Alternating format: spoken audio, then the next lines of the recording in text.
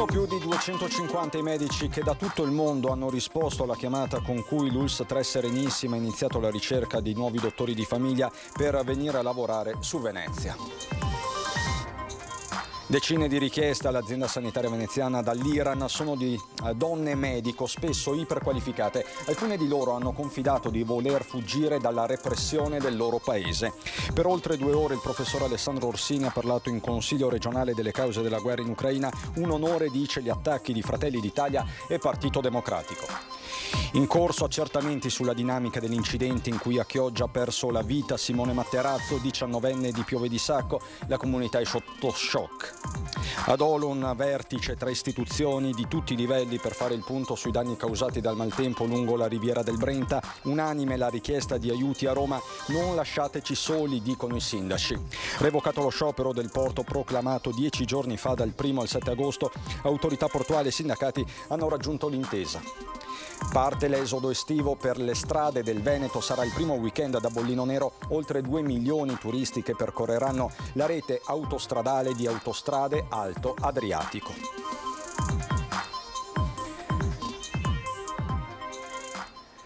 Bentrovati, buonasera telespettatrici, telespettatori di Antenna 3. I temi della salute in primo piano per questa edizione veneziana dei nostri telegiornali. Pensate, sono oltre 250 i medici che da tutto il mondo hanno risposto alla chiamata dell'ULSS 3 Serenissima, azienda sanitaria veneziana che cercava medici di famiglia. La carica degli oltre 250 medici che da tutto il mondo hanno risposto alla chiamata con cui la ULSS 3 Serenissima era in cerca di nuovi medici di famiglia su Venezia Centro Storico.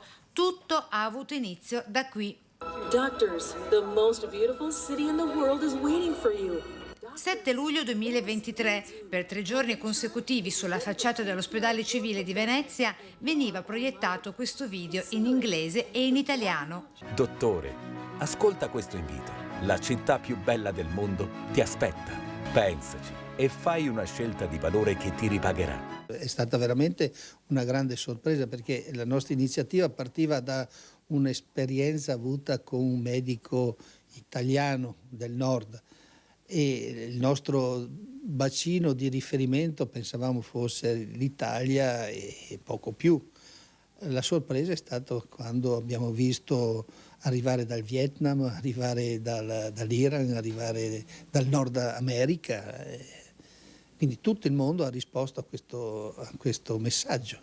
Ora, a selezioni chiuse, la graduatoria entro la prossima settimana dei primi 11 professionisti idonei, tutti medici italiani. Verranno assunti con un contratto a tempo determinato da 6 mesi fino ad 1 anno. L'insediamento a partire dal prossimo settembre per i primi 3 posti da sostituto medico e fino al 2025 per ulteriori 7 posti, cioè man mano che si avvicenderanno i pensionamenti dei medici uscenti. Quindi la possibilità di essere assunti a tempo indeterminato con l'apertura dei concorsi di azienda zero. A noi ci risolve un problema perché avendo da questa enorme risposta riuscire a selezionare anche una decina di potenziali candidati reali è un grande risultato. Questa fiamma simboleggia la morale della cura, l'obbligo etico di farsi carico, senza mai desistere, di chi è malato e di chi soffre.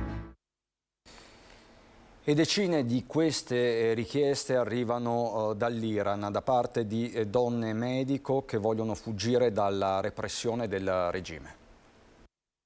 Sono sposata e madre di una bambina. Sono un medico generico iraniano interessata a lavorare da voi. La maggioranza dei 62 curriculum ricevuti dall'Iran sono di donne medico, spesso iperqualificate. Alcune di loro al telefono confidano di voler fuggire dal clima che le sta travolgendo nel loro paese. Un po' alla volta prenderemo in esame tutte le 254 candidature, di cui buona parte in effetti da tutto il mondo. 123 è il totale degli aspiranti medici italiani, poi ci sono quelli europei, asiatici, americani, dagli USA, Venezuela, Argentina, Brasile, Cuba, Africa, con una candidatura dall'Egitto, soltanto per citarne alcuni, cervelli in fuga che vorrebbero fare ritorno a casa, marito e moglie, medico lui e medico lei, che si candidano insieme per cambiare vita a Venezia. Tantissime le storie che si susseguono e si avvicendano nei curricula. Le storie sono le più varie, ci sono famiglie intere di medici e non medici disponibili a spostarsi, famiglie con figli, donne diciamo con delle carriere buone disponibili a spostarsi, uomini giovani e meno giovani, il sogno anche di finire di lavorare a Venezia, forse questo ha colpito anche. Non tutti parlano italiano, anche se molti lo stanno già studiando da tempo. Professionisti, spiega l'azienda sanitaria, quasi introvabili altrove e per i quali sarà possibile assegnare altri futuri incarichi anche con altre aziende sanitarie bisognose di medici. Rimaniamo a Venezia, andiamo a Palazzo Ferrofini, sede del Consiglio regionale del Veneto, dove questa mattina si è tenuta la Lectio Magistralis del professor Orsini, noto a livello nazionale per le sue posizioni critiche nei confronti della NATO in Consiglio regionale. Prima e dopo questo incontro è scoppiata la polemica. Vorrei esprimere un ringraziamento di tutto cuore a Fratelli d'Italia e poi qual è l'altro partito? Partito Democratico. È il Partito Democratico di Venezia, capisco bene, del Veneto. Quindi vorrei ringraziare di tutto cuore il Partito Democratico e Fratelli d'Italia del Veneto per il grande onore che mi hanno voluto concedere nel boicottare la presentazione del mio libro, la mia lezione. Preceduta da abbondanti polemiche politiche, la Lectio Magistralis di Alessandro Orsini sulle cause della guerra in Ucraina è stata in grado di unire Fratelli d'Italia e Partito Democratico, concordi nel definire inopportuna la sua presenza in Consiglio regionale.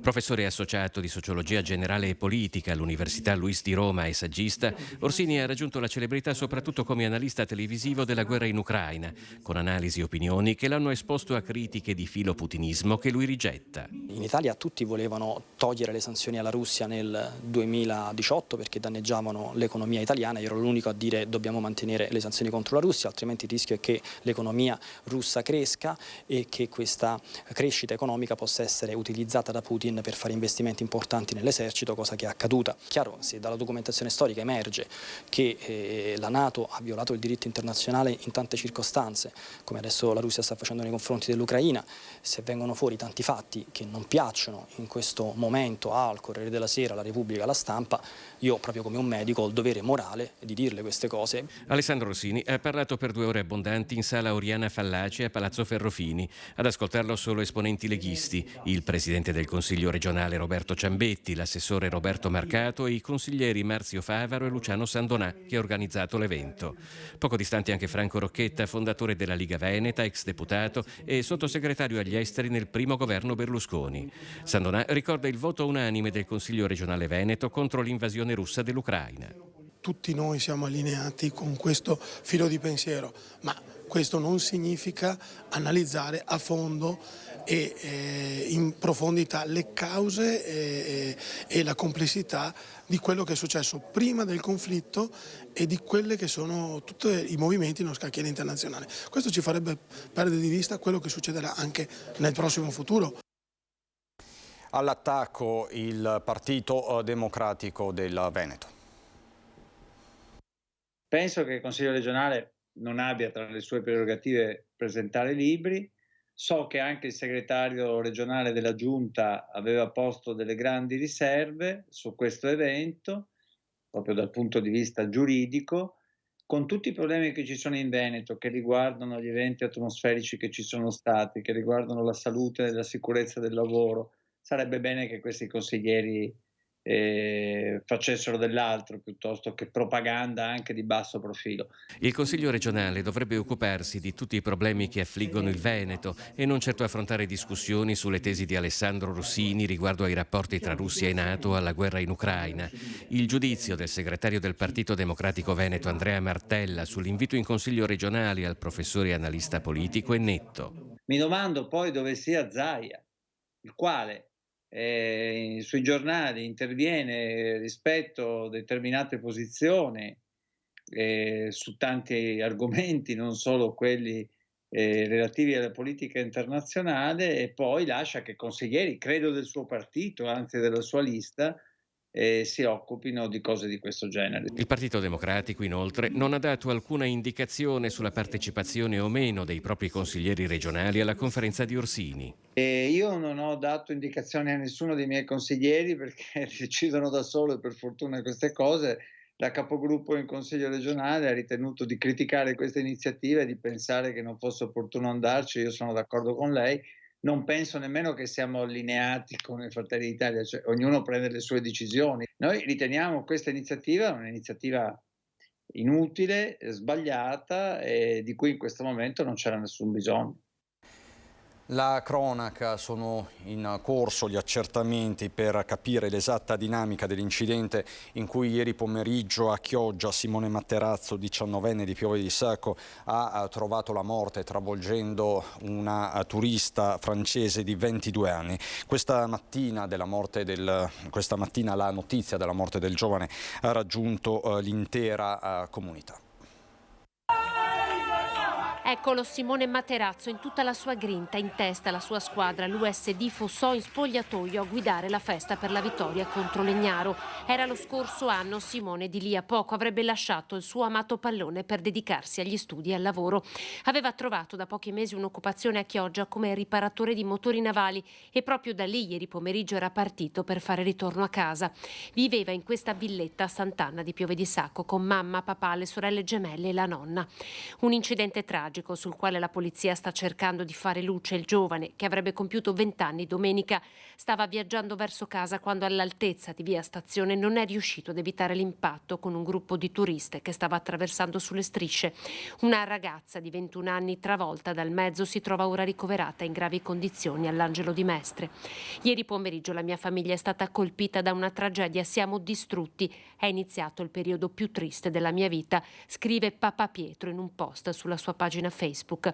Era un grande fan del figlio, il papà, ricorda Don Giorgio, parroco a Sant'Anna, lo seguiva, scattava le foto della squadra in campo. Veniva su ai campi delle sorelline in braccio al papà, ho in mente queste scene, no? Perché era quasi una mascotte, piccolo ancora. E ecco, lo voglio ricordare come pieno di vita e amante della vita. È un ragazzo solare, amante della vita, amato e coccolato dalla sua famiglia.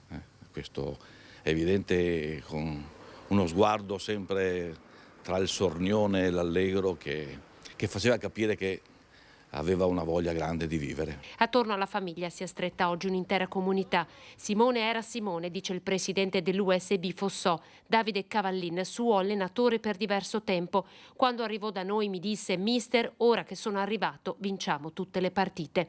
Così invece lo ricorda l'ultimo allenatore, Matteo Cagnin. Lo voglio ricordare con tutta la sua grinta e determinazione che dava in campo, che non è banale al giorno d'oggi. Simone, dovunque tu sia, rimarrai sempre nel mio cuore.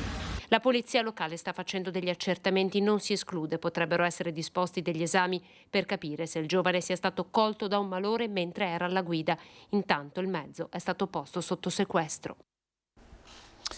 Vi posso confermare che la turista francese che è stata investita a Chioggia appunto ieri sarebbe fuori pericolo di vita, resta comunque ricoverata in gravi condizioni all'ospedale all'Angelo di Mestre.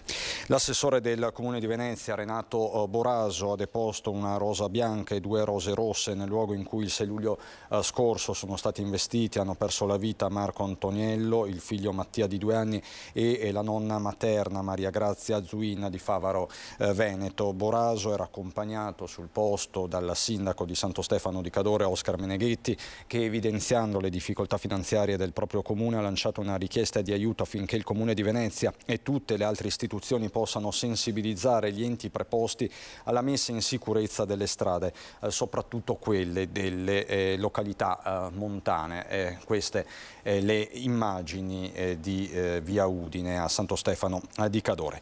Ritorniamo a parlare di maltempo. Nel pomeriggio di oggi un vertice tra istituzioni a Dolo per fare il punto e per lanciare precisi messaggi a Roma. Riuniti in Municipio Dolo tutti i rappresentanti locali della politica per un confronto in seguito alle avversità meteorologiche dei giorni scorsi. Ad oggi i danni nel patrimonio pubblico e privato, una mole ingente per un fenomeno che rispetto al tornado di 8 anni fa è molto più diffuso, molto più capillare. Contiamo che l'80% dei nostri nuclei familiari solo di Dolo siano stati colpiti, dalla tapparella solo fino al tetto, gli impianti fotovoltaici, le pensiline, le autovetture, migliaia. Sono numeri importanti rispetto ai quali oggi l'obiettivo è quello di creare una lobby positiva verso Roma, verso la nostra Presidenza del Consiglio dei Ministri, affinché la Riviera del Brenta sia decretata come emergenza nazionale. Dovete starci vicini, le istituzioni, il governo, perché i nostri cittadini sono stati colpiti, la ferita del tornado è presente, purtroppo questa volta è stato un tornado ma che ha colpito quasi tutti i comuni, ci sono decine, forse centinaia di milioni di euro di danni e noi abbiamo bisogno di questo per le famiglie e per le tante società, imprese che sono state colpite. Fondamentali le risposte che devono arrivare da Roma e dall'Europa. Si tratta, di uno sforzo finanziario ingente che va fatto immediatamente sia da parte del governo sia da parte della regione per mettere a disposizione dei comuni e delle persone, delle famiglie, le risorse necessarie. Scatta l'esodo estivo, traffico da bollino rosso in tutto il veneziano. È un weekend da bollino nero, questo già iniziato, con le società autostradali che prevedono 4 sabati da bollino nero e 10 giornate da bollino rosso. Al via dunque il grande esodo estivo. Saranno più di 2 milioni i turisti che percorreranno la rete autostradale di Autostrade Alto Adriatico nei fine settimana. Più di 200 le persone impegnate a gestire il traffico per weekend. L'esodo tra luglio ed agosto, quindi tendenzialmente dovrebbe essere quello con maggior volume, anche se appunto oggi mi chiedevano qual è la partenza intelligente, io me ne sono uscito con una battuta e non partire. I consigli della polizia: partire corazzandosi di tanta pazienza. È facile prevedere tempi di percorrenza notevolmente più lunghi del normale, quindi chi si mette in viaggio non faccia il calcolo su 1 ora, 2 ore, però si può tranquillamente allungare il viaggio. Quindi partiamo attrezzati, che significa partire sereni, calmi, tranquilli, partire per tempo se abbiamo la nave, abbiamo l'imbarco, abbiamo altri mezzi, quindi partire rifocillati, partire con l'acqua a bordo. Il divieto di transito per i mezzi pesanti è in vigore sabato 29 dalle 8 del mattino alle 16 e domenica 30 dalle 7 del mattino alle 22. Adesso la pubblicità, fra poco. Di nuovo in diretta, andiamo a Santa Maria di Sala, ci sono aggiornamenti sul fronte Speedline. Il Ministero delle Imprese e del Made in Italy ha invitato la cedente Ronal a favorire in ogni modo lo sviluppo positivo del nuovo piano industriale. Dovremo lavorare ancora perché oggi si chiude il primo tempo di un confronto molto difficile. Inizierà la seconda fase che sarà una fase gestionale, una fase che ci vedrà impegnati a fare tutto il monitoraggio rispetto a quelle che sono le produzioni e gli impegni del nuovo investitore che è Callista, una fase che ci vedrà impegnati a gestire il prossimo anno per rilanciare questa azienda nel mercato. Così, dopo la firma a Roma dell'accordo per il passaggio delle attività di Speedline, che conclude dopo quasi 2 anni una delle più complesse crisi aziendali regionali, scongiurando la cessazione della produzione di componenti per l'industria automotive nello stabilimento salese. Oggi finalmente, dopo quasi 2 anni, abbiamo raggiunto un accordo che io definisco epico per varie ragioni. La prima sicuramente è perché 1 anno e mezzo fa, quando ci hanno comunicato che delocalizzavano tutta la produzione, nessuno avrebbe potuto immaginare un decorso così che avrebbe portato a un accordo di questo tipo. E anche e soprattutto perché i lavoratori e le lavoratrici hanno sempre lottato in maniera unita. Ed è stato revocato lo sciopero del porto a proposito di cronaca sindacale, proclamato 10 giorni fa dal 1 al 7 agosto, è stato sospeso. Questa mattina l'autorità portuale, i terminalisti e i sindacati hanno raggiunto un'intesa sul bando di gara della fornitura di lavoro temporaneo in porto. L'accordo, prevedendo la possibilità di 2 distinti bandi di gara secondo le sigle, è garante della clausola sociale dei lavoratori. Inoltre un importante risultato è stato conseguito sull'organizzazione delle delle disdette dei terminalisti, migliorando i tempi di preavviso dei turni e della conciliazione fra i tempi di vita e lavoro dei dipendenti. Quindi sciopero del porto revocato. Ministero dell'Interno e Città Metropolitana di Venezia hanno sottoscritto l'atto che sblocca il finanziamento di 8 milioni di euro che, aggiunti ai 40 già stanziati 2 anni fa, copriranno totalmente la spesa per la nuova questura nell'area dell'ex scuola Monteverdi a Marghera. Il progetto definitivo andrà in gara entro ottobre, mentre l'avvio dei cantieri è previsto nei primi mesi del 2024. La nuova sede della questura sarà operativa nella primavera del 2026. Questo l'ultimo aggiornamento che arriva dal veneziano. In ultima battuta vi ricordo una notizia che ci riguarda, un appuntamento da non perdere, perché è prevista una grande festa domenica per i 50 anni dell'Associazione Trevisani nel Mondo, che da 30 anni in Consiglio organizza una giornata in ricordo dell'immigrazione trevigiana, e Antenna 3 racconterà in diretta tutta la manifestazione. Inizio alle 10:30 con i commenti dei presenti, lo sfilamento dei vessilli delle diverse sedi dell'associazione sparsi in tutto il mondo verso l'ex Basenato, ora sede di Veneto Agricoltura. Alle 11 la celebrazione del vescovo di Treviso Michele Tomasi, anche questa rigorosamente in diretta. Appuntamento quindi da non perdere, domenica 30 luglio, dopo domani a partire dalle 10:30 sulla nostra emittente. Da Venezia e dal veneziano è tutto anche per questa edizione, non ho particolari aggiornamenti di cronaca, vi lascio le previsioni del tempo, buona serata.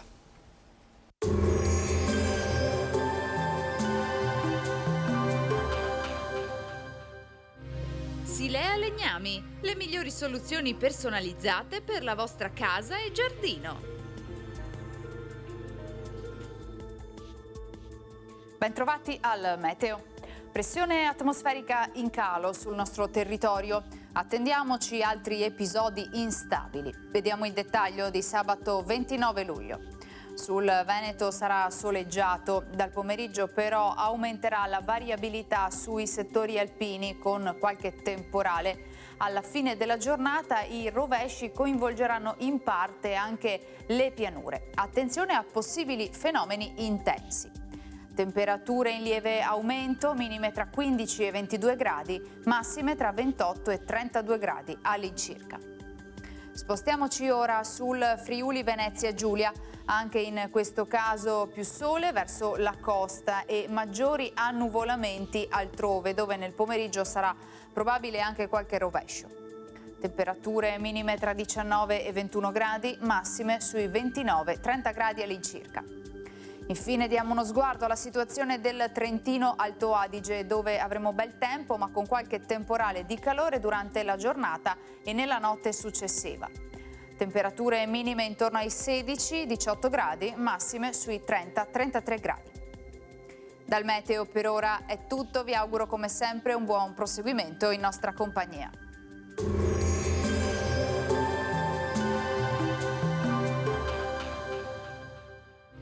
Silea Legnami, le migliori soluzioni personalizzate per la vostra casa e giardino.